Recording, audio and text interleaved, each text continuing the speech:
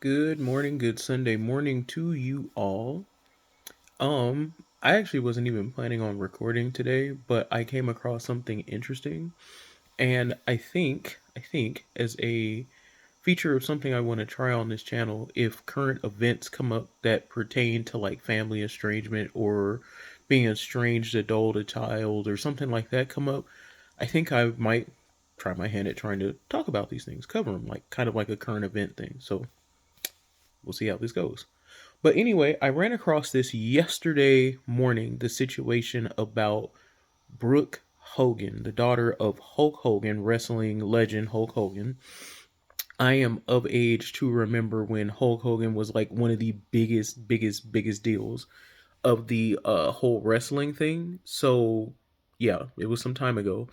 But I also did watch the reality show when it aired back in the early 2000s, and it had Hulk and his wife and his son and daughter on the show. And so I watched it because I was familiar with Hulk Hogan from back in the day. And I remember watching the show. The kids were a lot younger than they are now. I believe Brooke is now 36 and Nick is now 34 or something like that. So they're on like the younger end of the millennial spectrum, but they're there, young 90 millennials. Y'all are a little bit different, but you're still millennials.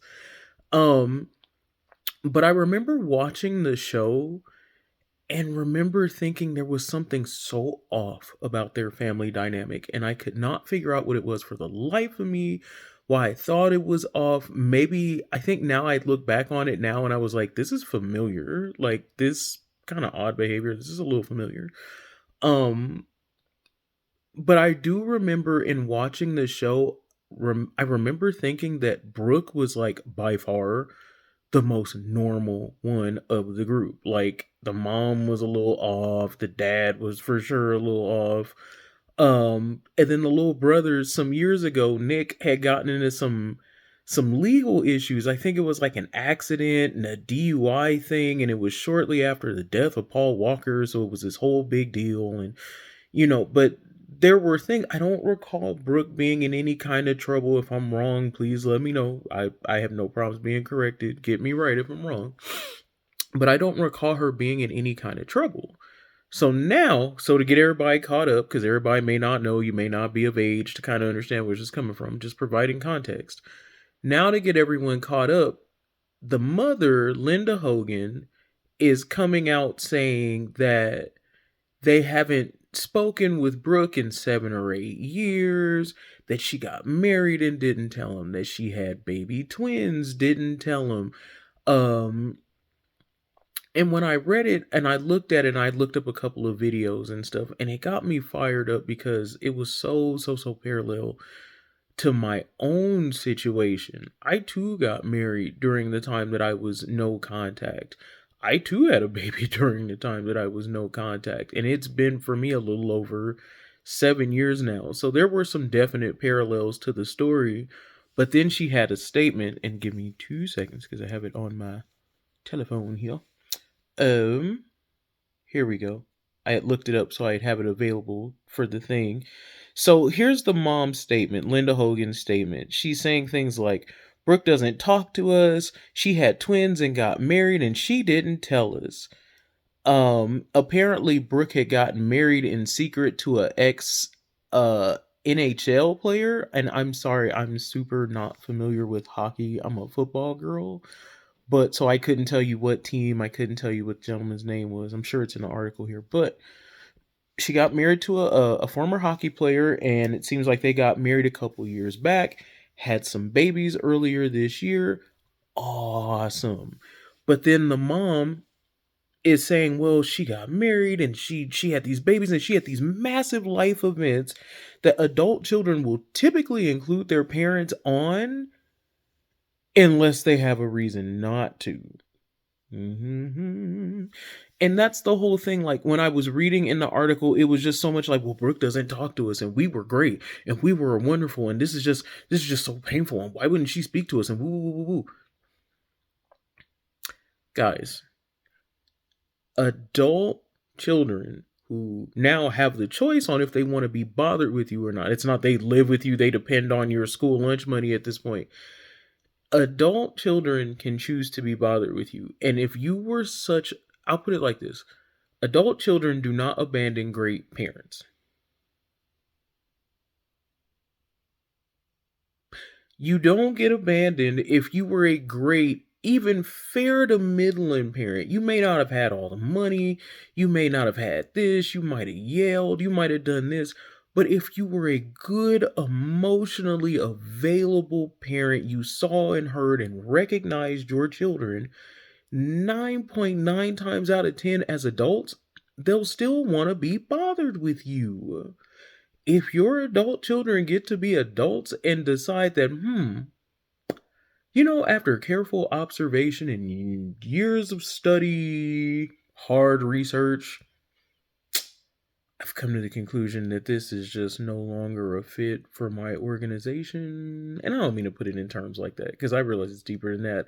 But you really do come to the conclusion that this is no longer serving me, that this does not fit my life, this is not healthy, this is not enhancing.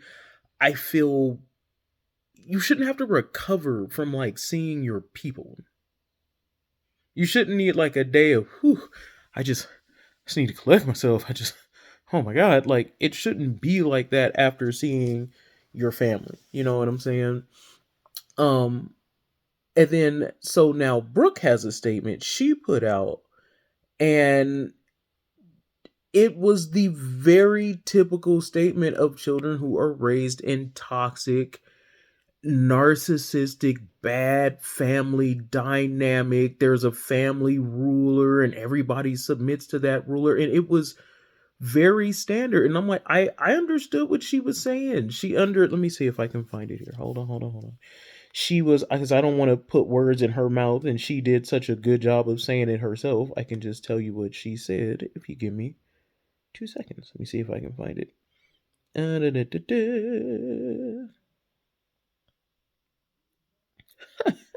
She called her daughter a narcissist. That's terrible. Oh, here we go. I found it. Okay, so this is a post that she wrote on Instagram. So these are her words, not mine. I'm reading them off the thing here. Brooke says, I've been extremely verbally and mentally ABUSED since childhood, Brooke said. Sadly, it would frequently turn physical. And sometimes it's not by the person that you would assume. ABUSE comes in all shapes and sizes. Those were her words. And then I know she goes on to say in the post that as a young person, she felt that she had to um hide things. She wasn't allowed to tell things as they were. She had to tell the family spin on things, and she wasn't allowed to be her, and she had to distance herself. And I was like, woo, boy, do I get it.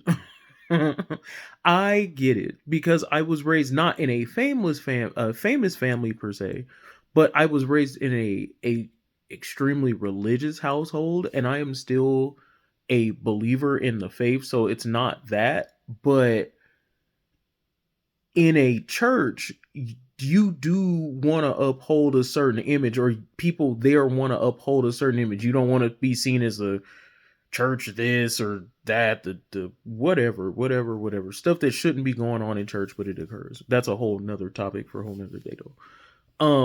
But because my parents had like visible positions in the church, it was a whole lot of emphasis put on, well, what we look like, what we dress, what we did, where we went, who we hung out with, what we listened to. And it was like, instead of just teaching us how to manage in the normal everyday world as like believers or religious people, Christians, whatever label it is. And again, everybody's welcome here. This isn't, I'm just telling you, this is my experience, okay? But growing up in that circumstance, instead of like telling us this is how you deal with situations that come at you in the world, it was like, you just pretend this is happening. You better not do it. You better not think it. You better not feel. And it's just like, but I already think and do and feel. So what do I do about that? And again, that's a post for another different video. But I did 100% understand her feeling of, I had to represent the family a certain way because somebody was going to get mad if I told the truth. And it's hard to be the truth teller in a situation. There's also a statement that the mother was making about the younger brother, how he's a great kid, he does everything for the family, so on and so forth. But like I said, I kind of recall him being in some legal trouble 10 years back, 10, 15 years back. And granted, he was a much younger person. I am absolutely not the same chick I was at 20 that I am today. But this is what occurred. These are public court records. I'm not making this stuff up. Like, it happened. And I just found it funny that that was the child that she was praising. Little scapegoat, golden child stuff going on. Scapegoats in the house. Little scapegoat, golden child stuff going on there. I mean, it's just interesting. It's interesting to see it happens almost like script by script, play by play every single time. It's just the actors are different. Maybe the stage is different, but the script is always the same. And I know this is a developing situation. Stuff will be coming out about this probably more and more and more and more and more.